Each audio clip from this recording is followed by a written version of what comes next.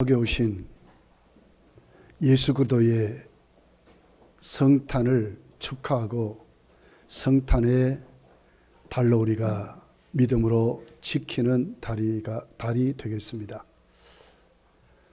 오늘 12월달 성탄의 첫 주에 성육신하신 독생하신 하나님 예수 그리스도에 대해서 말씀으로 우리 은혜를 나누기를 원합니다. 오늘 14절을 보면 이렇게 시작을 해요. 말씀이 아버지의 독생자의 영광이요. 말씀이 아버지의 독생자의 영광이라. 독생하신 하나님 예수 그리스도는 바로 어떤 분이냐 하는 것을 우리에게 말씀을 하고 있습니다. 독생하신 하나님, 유일하고 독특하신 하나님. 이 세상에 어떤 존재나 어떤 것으로 비교할 수 없는 구별되고 유일한, 그래서 외아들 그러잖아요. 인간적인 하나밖에 없는 이 뜻이 아니고 진짜 하나님께 유일하다, 도저히 비교할 수 없는, 그래서 독생자 이렇게 말씀을 하고 있습니다. 이 말씀 바로 예수 그리스도의 신성을 우리에게 가르쳐주는 말씀입니다. 그분은 바로 누구냐? 독생하신 하나님이다. 하나님인데 어떻게 말씀으로 계시는 독생하신 하나님이라. 오늘 1절을 보면 태초에 말씀이 계시니라. 이 말씀이 하나님과 함께 계셨으니 이 말씀은 곧 하나님이시니라. 태초에, 그래서요, 그러니까 창조 전 그 말이 시간이 시작되기 전에 하나님으로 계시는 하나님이신 하나님. 그러면서 그 하나님 어떻게 계셨어요? 말씀으로. 예수 그리스도가 누구시냐? 하나님이신데 이미 창조 전에 하나님으로 계시는 존재를 말하잖아요. 그리고 시간을 말해요. 영원하신 하나님. 그런데 말씀으로 계셨다. 원문을 보면 로고스 하는 말입니다. 말씀으로 계신 하나님.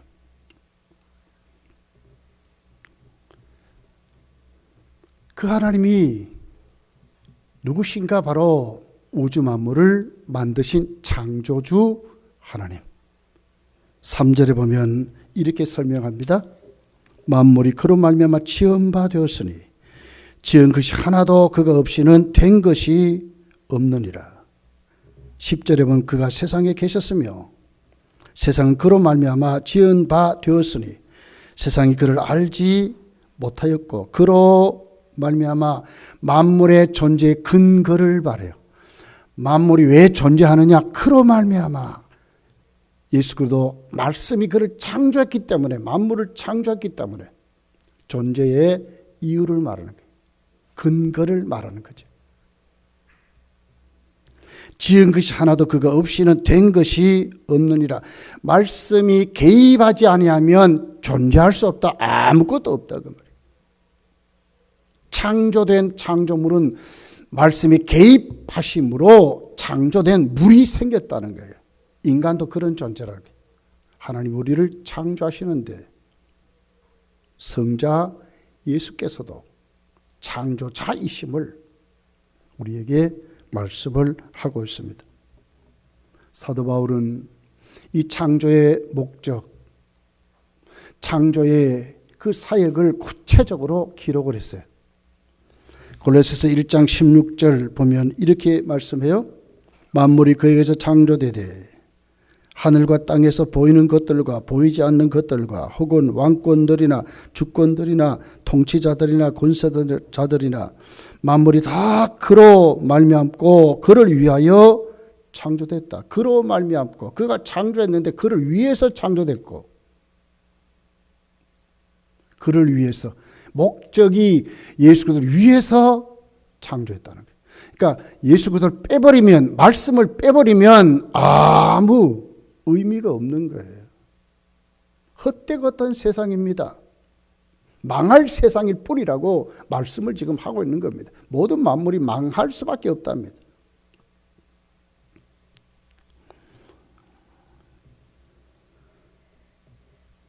로마서 11장 36절에 보면 이렇게 기록합니다. 이는 만물이 주에게서 나오고 주로 말미암고 주에게로 돌아갑니다. 그에게 영광이 세세토록 있을지어다. 주로 시작이 됐는데 주 안에서 살다가 모든 것이 주님으로 끝난다. 이렇게 주님께로 돌아간다. 이렇게 말하는 거예요. 창조의 목적이 뭡니까? 예수를 위하여, 하나님을 위하여,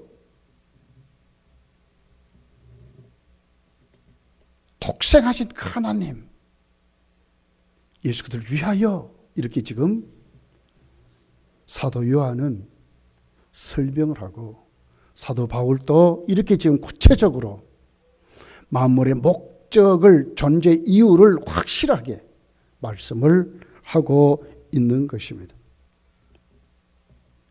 그 하나님의 독생하신 하나님은 만물을 창조하실 뿐만 아니라 만물의 구원자가 되심을 우리에게 말씀했어요. 4절에 보면 그 안에 생명이 있었다. 이 생명은 사람들의 빛이라. 그 안에 생명이 있었대요. 영원한 생명을 말하거든요. 영생을 말하거든요. 그런 말미암아 그 생명이 시작되고 영원한 생명은 예수께 있는 생명의 본질을 말을 하고 있어요. 그러니까 그 생명을 덧입지 못하면 생명이 아닌 것이죠. 참된 생명 바로 예수 그리스도로 말미암아 우리에게 주어진 것으로 이렇게 말씀을 하면서 생명의 주인이 누구냐? 예수 그리스도이심을 우리에게 말씀하는 거예요.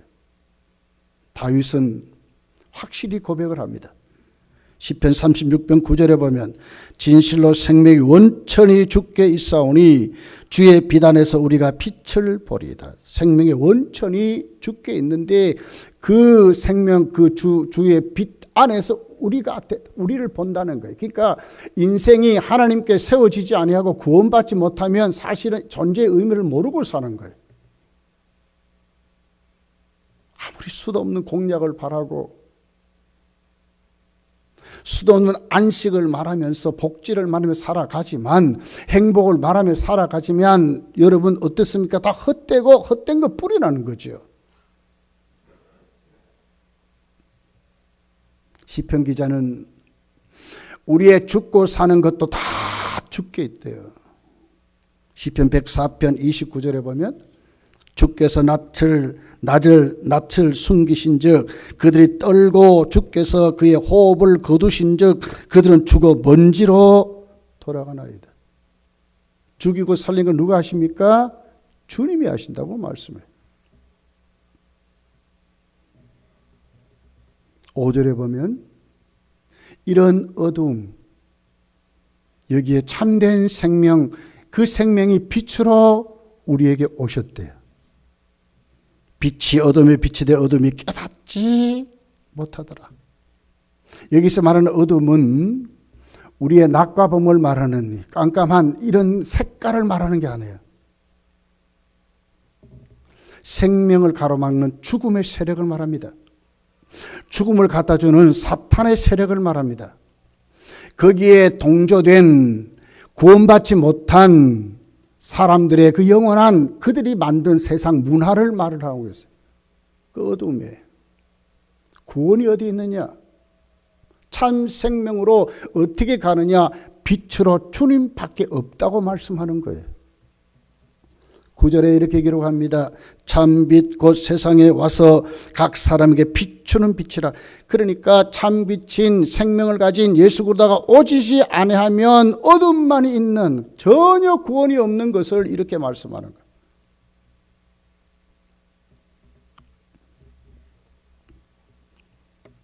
그 주님이 우리 가운데 오셨대. 어떻게 오셨습니까? 14절에 이렇게 기록합니다. 말씀이 육신이 되어 우리 가운데 거하시매 그랬거든요. 말씀이 육신이 되어 오셨대. 몸을 입고 말씀, 영원한 생명에서 그 말씀이 독생하신 그 하나님이 어떻게 하나님으로 계시는 그 하나님이 진짜 하나님이 오늘 또 우리 인간으로 인간의 몸을 입고 우리에게 오셨는데 어떻게 거하시기 위해서 오셨다 이렇게 말씀합니다. 예수 그리스도의 인성을 말하는 것입니다. 우리가 고백할 때에 예수님은 누구시냐? 참 하나님이시요 참 사람입니다. 이렇게 우리가 고백을 하잖아요. 기독론에. 참 사람으로 오셨대.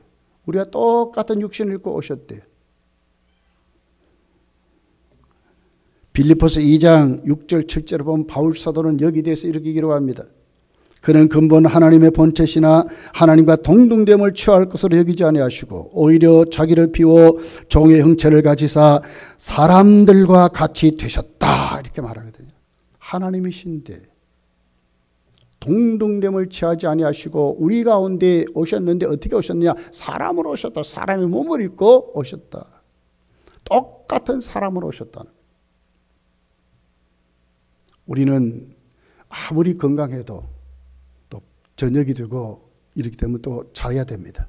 안식해야 되죠. 예수님도 그런 존재라는 거예요.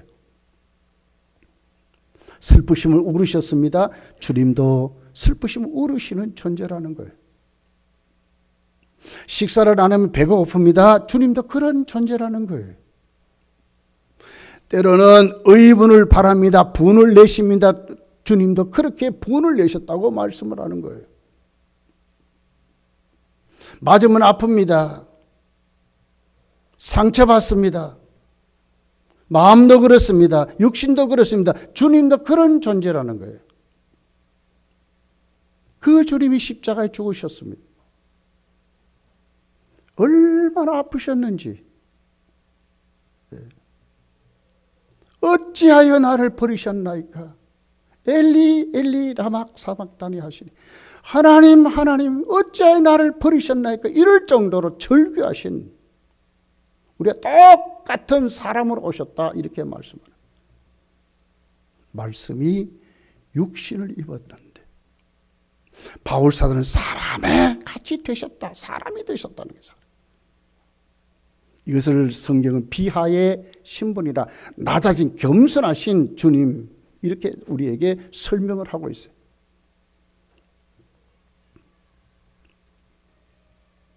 그 주님 우리 가운데 오셔서 뭘 하셨습니까? 성경은 뚜렷하게 우리에게 말씀합니다. 요한복음 3장 16절이 이렇게 기록합니다. 하나님이 세상을 이처럼 사랑하사 독생자를 주셨답니다. 우리에게 주셨습니다. 이는 그를 믿는 자마다 멸망하지 않고 영생을 얻게 하려 하심이라. 멸망하지 않고 영생을 주시기 위해서 하나님 아들이 우리 가운데 오셨다. 육신의 모습을 입고 오셨다. 사람으로 오셨다고 이렇게 말씀을 하고 있는 것입니다. 어떻게 우리에게 오셔서 사셨습니까? 오늘 14절에 보니까 은혜와 진리가 충만하셨다고 그랬습니다. 은혜와 진리가 충만한 삶을 사셨습니다. 은혜와 진리라는 단어는 하나님의 성품을 말합니다. 하나님의 본질을 그대로 가지시고 그대로 그 삶을 실천하고 사셨다 그 말입니다. 충만하더랍니다. 부족함이 없이 그렇게 사셨대.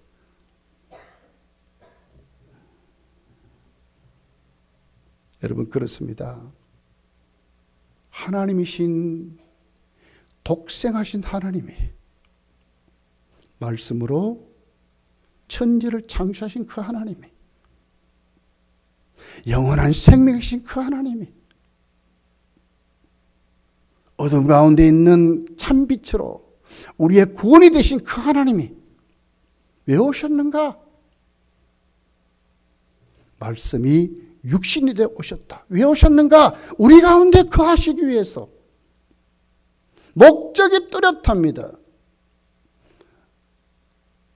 이는 저를 믿는 자마다, 그를 믿는 자마다 멸망하게 하지 아니하고 영생을 얻게 하시려고 하나님의 아들이 우리 가운데 오셨다고 말씀하는 것입니다. 오셔서 어떻게 사셨습니까? 은혜와 진리로 충만하게 사셨습니다. 받을 거 없고 조건 없는, 아무 공로 없는 우리들 은혜로, 앞뒤도 분간하지 못한 우리들, 어떻게 될지도 모르는, 미래도 모르는 우리들에게 진리로 우리를 인도하시는, 부족함이 없는 충만한 삶을 사셨다고 오늘 성경은 우리에게 말씀을 하고 있는 것입니다. 다윗은 이렇게 고백합니다. 시편 23편 4절에 보면, 내가 사망의 음침한 골짜기를 타닐지라도 해를 두려워하지 않는 것은 주께서 나와 함께 하심이라. 주의 지팡이와 막대기가 나를 안위하시나이다 그랬습니다. 그 하신다는 말은 우리와 함께 한다는 말입니다. 임마누엘을 말씀합니다. 다윗은 이렇게 고백합니다. 내가 사망의 음침한 골짜기를 다닐지라도 해를 두려워하지 않는데요. 왜요? 주께서 나와 함께 하시기 때문에. 믿으시기를 예수님 축복합니다. 주님이 함께 하시면, 독생하신 하나님이 오늘 우리에게 오셨는데 왜 오셨는가? 임마누엘에게 오셨는데, 그 임마누엘 하심이 오늘 또 나에게 있기 때문에 사망의 음침한 골짜기라도 해를 두려워하지 않는 사람으로 하나님 앞에 살아갈 수 있다고 하는 것입니다. 다니엘을 보십시오. 사자굴에 집어 던져졌어요. 사자굴에서 죽었습니까? 아니죠. 하나님이 함께 하니까 오히려 사자들의 입이 콱 틀어막혀 버렸어. 다니엘의 세 친구가 불뭇불에 집어 던져졌는데도 살라서 다 타버렸습니까? 죽었습니까? 아니죠. 하나님이 함께 하시면 사자굴에도 살아나고 불못봉 가운데 우리를 건져주시는 하나님이심을 믿어야 한다고 하는 것입니다. 우리에게 거하시기 위해서. 이스라엘 백성들이 출애굽할 때에 애굽에서 어떻게 나왔습니까, 여러분?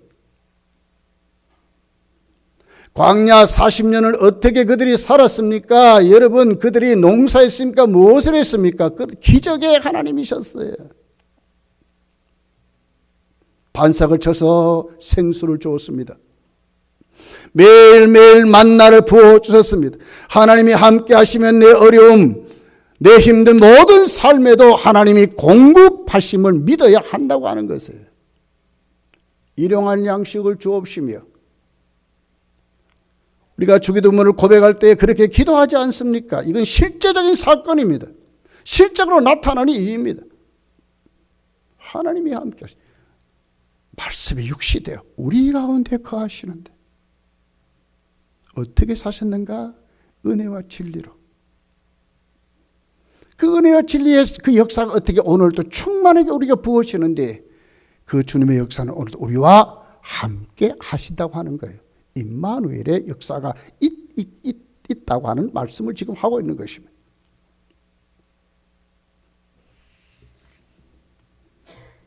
우리는 이 주님 어떻게 영접하고 어떻게 모시고 살아야 되겠습니까? 그러면 자, 14절 이렇게 기록하죠. 우리가 그의 영광을 보니 아버지의 독생자의 영광이래요. 뭘 한다고요? 우리가 그의 영광을 본대요. 이건 뭘 얘기합니까? 체험을 말하지 않습니까? 이 본다 하는 단어는 실제적으로 목격한다 이 말이거든요.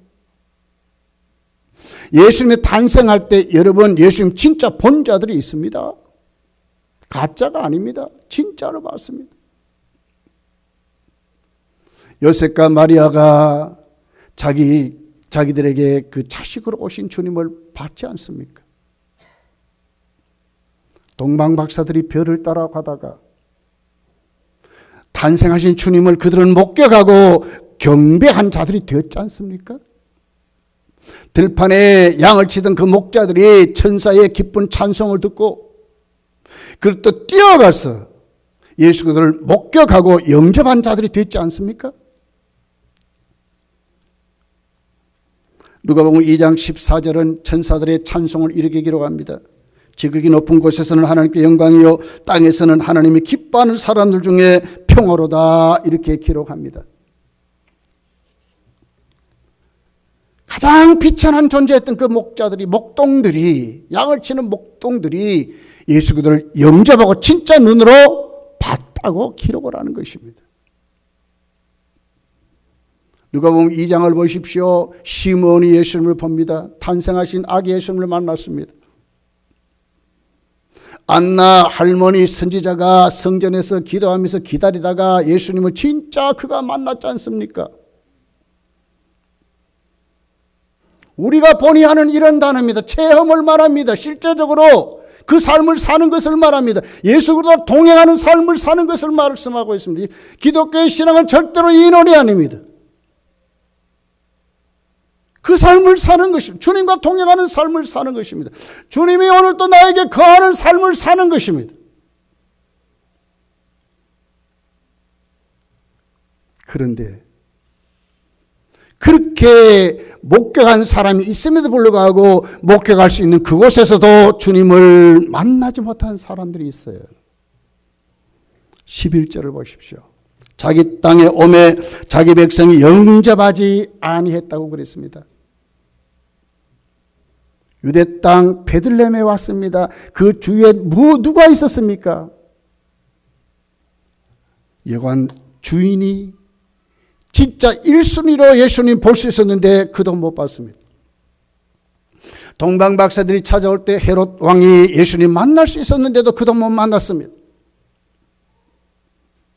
선지자들, 학자들 불러놓고 메시아가 어디서 탄생할까 물었던 그들이 뚜렷하게 말씀했지만 진짜 예수님의 탄생을 그들은 볼 수 있음에도 못 봤습니다. 왜? 믿지 않았기 때문에. 지금도 수도 없는 사람들이 그럽니다. 볼 수 있는데 체험하고 살아야 되는데 주님 만나고 살아야 되는데 그분과 교제하며 살아야 되는데 전혀 주님과 상관없이 사는 분들이 너무너무 많아요. 그러니까 주님을 믿는다고 하면서도 그런 분들이 많이 있는 거예요. 기독교는 절대로 이론의 종교가 아닙니다.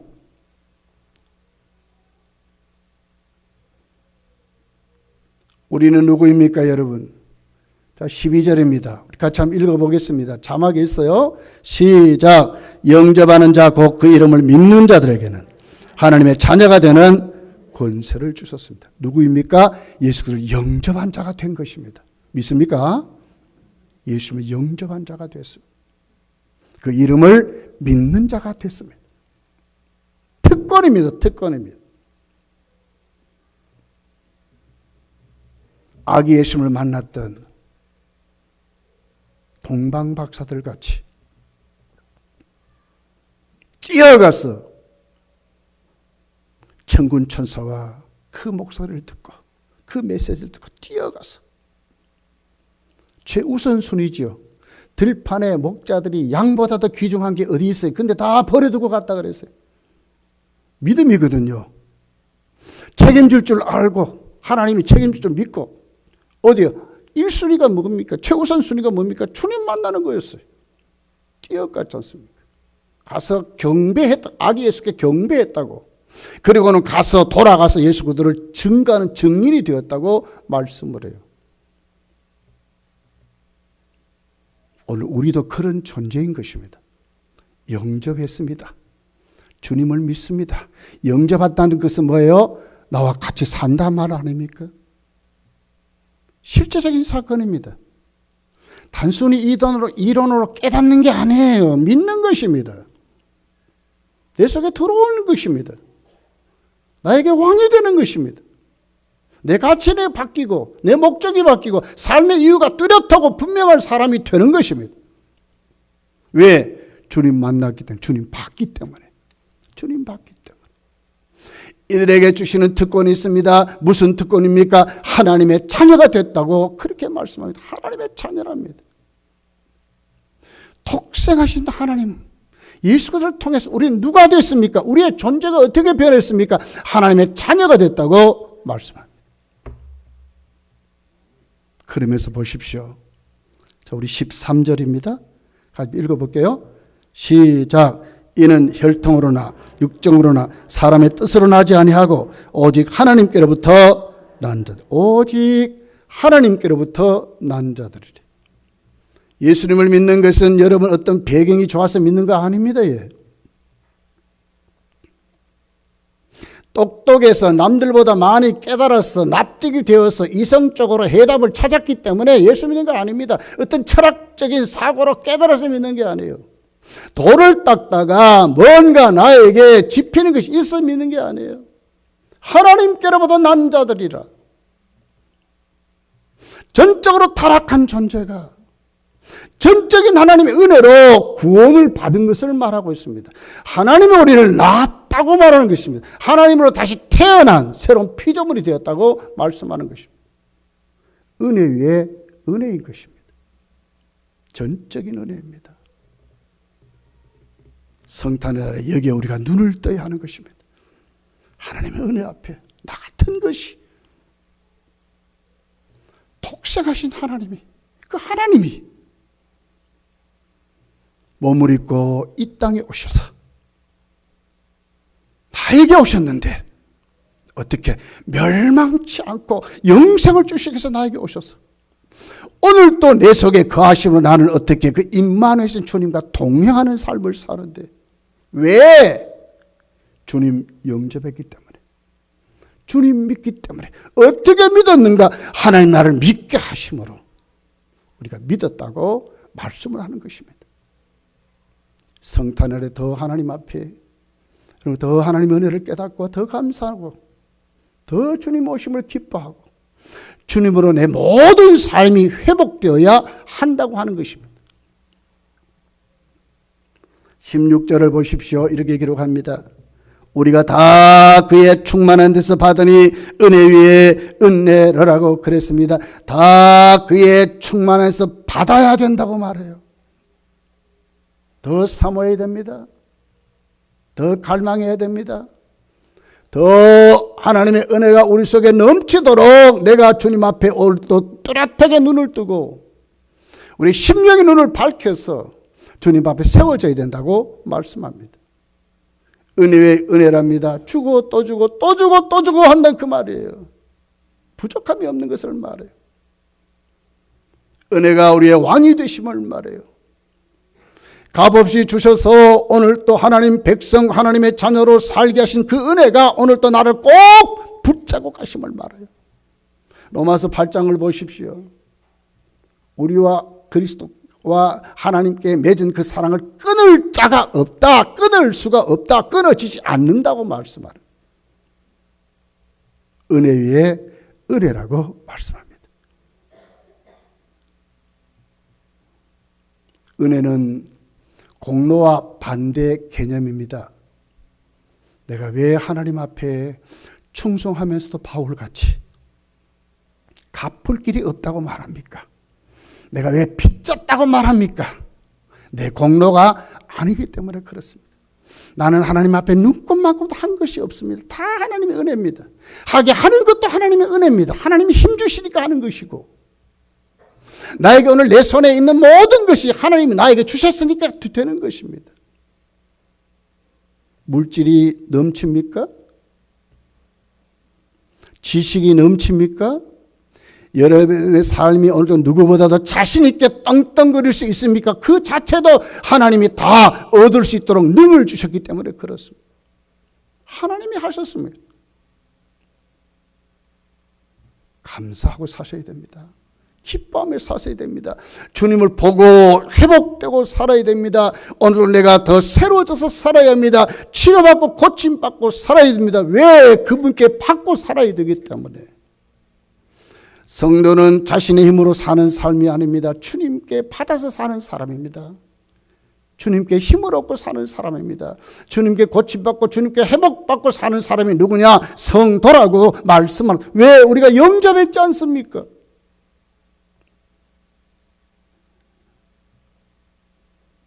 우리가 다 그의 충만한 데서 받으니 충만해서 받는다고 말하잖아요. 받고 살아야 돼요. 은혜 위에 은혜라. 부족함이 없다 그 말이에요. 인간은 다 그래요. 사랑하지만 그 사랑이 얼마나 값디까 여러분?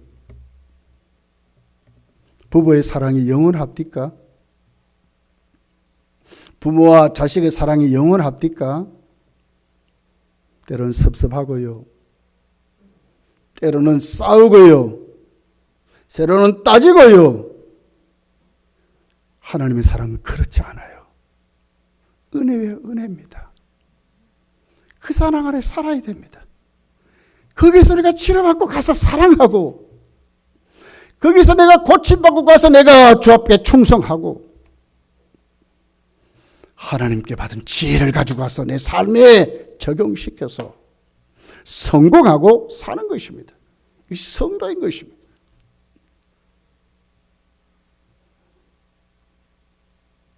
언제까지 주님 우리와 함께 하십니까? 세상 끝날까지. 볼지어다 내가 세상 끝날까지 너희와 항상 함께 있으리라 그랬습니다. 얼마나 우리가 감사해야 됩니까?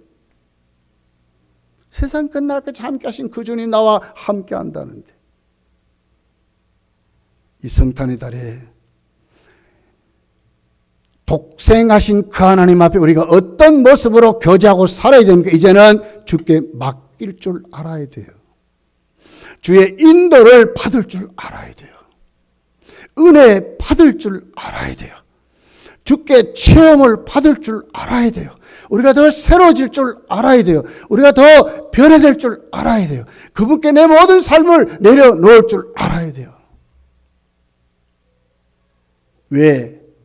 우리 그분을 영접했기 때문에.